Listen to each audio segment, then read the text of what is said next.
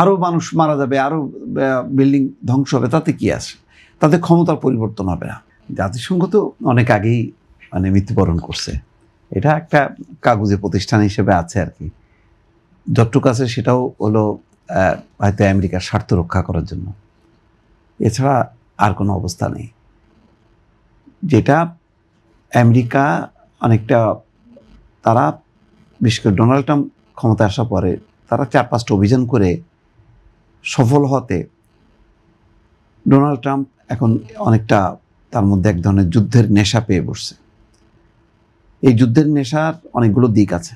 একটা তো আন্তর্জাতিক দিক আছে, বহিঃশক্তিকে, দুর্বল শক্তিকে ভয় দেখানো যে আমার পক্ষে থাকো। আভ্যন্তরীণভাবেও সে একটা, যেহেতু তার উপরে মামলা এবং বলতে গেলে জেলে যাবার উপক্রম হয়েছিল,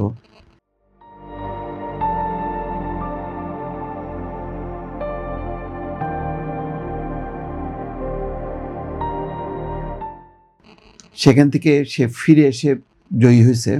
সুতরাং আভ্যন্তরীণভাবেও সে দেখাতে চায় যে মানে সে ছাড়া অচল।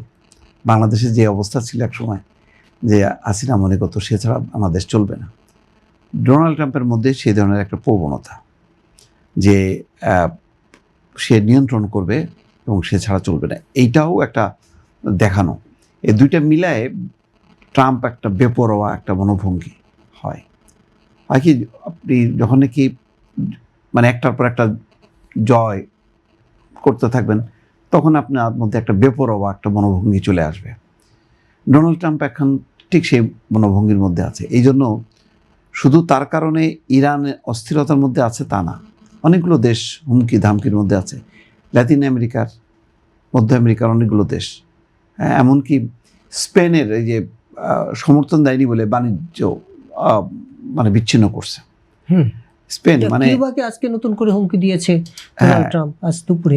কিউবা তো তার পেটের মধ্যে, এবং এটা তো তার একটা বিরাট একটা অনেক দিনের যন্ত্রণা। ট্রাম্প এই সব বিজয়ের মধ্য দিয়ে সে, বললাম না, সে আভ্যন্তরীণভাবে আমেরিকানদের কাছেই একটা হিরো বনতে চায় এবং আজীবন ক্ষমতায় থাকার একটা নেশা তার মধ্যে পেয়ে বসছে। তো এগুলি একটা না একটা সময় যে ধাক্কা খাবে। আর ইরান মানে ভেনেজুয়েলার ক্ষেত্রে যেটা ঘটছে আর এখানে যেটা এক ঘটনা ঘটবে না। এখন তারা দেখছে যে এয়ার স্ট্রাইক এটা কার্যত আসলে ব্যর্থ হয়েছে। হ্যাঁ, একটা ক্ষতি হবে, আরও মানুষ মারা যাবে, আরও বিল্ডিং ধ্বংস হবে, তাতে কি আছে? তাতে ক্ষমতার পরিবর্তন হবে না। তার ধারণা ছিল যে একই সঙ্গে সে যখন অ্যাটাক করবে, আভ্যন্তরীণভাবে জনরোষ তার বিপক্ষে চলে যাবে।